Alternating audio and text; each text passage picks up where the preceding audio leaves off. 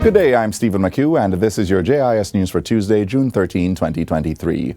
Minister of Education and Youth Fable Williams has announced that closed-circuit television CCTV cameras will be installed at primary school entrances as a safety measure. This follows the abduction and attack on 8-year-old Danielle Rowe from the compound of the Brayton Primary and Infant School last week.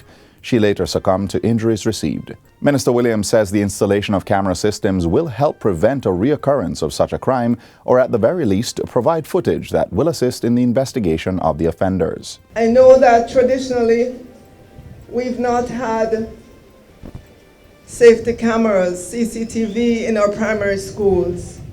Our primary schools are built in communities by design.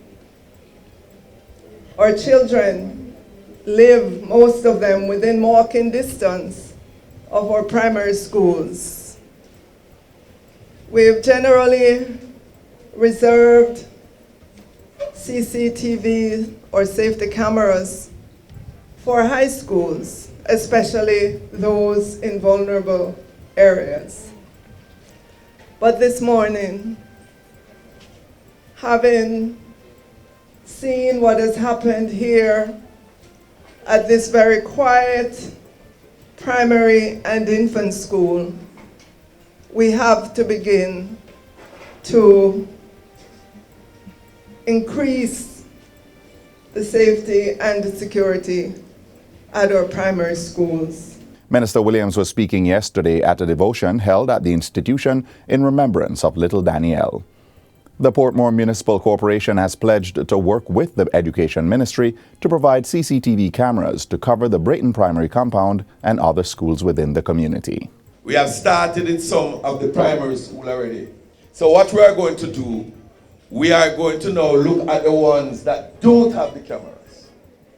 And we are going to make the recommendation or send the information to you so that we can work together to cover these primary schools that don't have the cameras. Children and adolescents in St. Thomas can now access a wide range of social, educational, and health services in a safe space. On Friday, the Ministry of Health and Wellness opened its second teen hub inside the Morant Bay Bus Park. The first was established in the Halfway Tree Transport Center. The Morant Bay facility was built at a cost of $60 million. Is the result of the ministry's partnership with the European Union Spotlight Initiative and the United Nations Children Fund, UNICEF. We are creating, as was said, a safe space where you, as young people, can come. You want a little help with your work, with homework? We give you a little help. You want to go on the internet, go find something positive? We have 19 stations there that can help you. You feel a little depressed, a little down, a little out, a little sad? We have somebody who is trained to sit down and talk to you and to help solve your problems. The health minister also unveiled a wellness bench as a symbol of a safe space where children can sit, relax, and resolve stressful situations. The Teen Hub offers homework and research assistance, health screening and counseling, including mental health support, career guidance, and sexual and reproductive health services. Dr. Tufton says it's a necessary layer of support to bring back traditional community values of people providing positive parenting to children away from home. With the opening of a CT scan suite, the University Hospital of the West Indies will be able to provide care for more patients needing this service. Health and Wellness Minister Dr. Christopher Tufton opened the facility on Tuesday. He says this latest acquisition, which cost $128 million, represents the modernization of the hospital and government's commitment to quality patient care. Dr. Tufton indicates that there are plans for further advancement with a $30 million tower at the hospital. We are well advanced, plans are in place, and it's not just a building, it's going to be a building that is equipped. So I do foresee over the next few years that a 128 slice, if there's a 130 or 40, we're going to see some of that in a new building that we're going to be constructing because we want to continue to be modern. Minister of Education and Youth Fable Williams says the equipment will also help to improve training in radiology. No doubt, with the acquisition of this equipment, there will be the opportunity to provide comprehensive on-site training in radiology for postgraduate medical doctors, medical students, radiographers, and other group of healthcare professionals, ensuring that they possess the necessary skills and knowledge to provide quality patient care. The new addition increases the number of CT scans available at the institution to 2.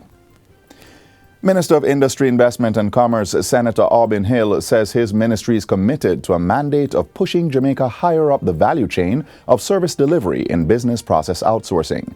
JAMPRO is spearheading this initiative through the Global Digital Services Sector project. We are merely scratching the surface of Jamaica's full and future potential for the global digital services sector. The industry minister was speaking at a recent function to open the new Sagility Business Process Outsourcing BPO facility in Angel, St. Catherine. He welcomed the new facility, saying it demonstrated the continued expansion and economic contribution of the global digital services sector in Jamaica. I'm happy to see that the global digital services sector in Jamaica, which is in the business ministry, continues to expand rapidly. As just last week, I had the pleasure of participating in the site opening of another outsourcing company. This is one of our biggest exports, the skills of Jamaica. Sagility currently employs more than 3,600 workers through its 4 centers in Kingston.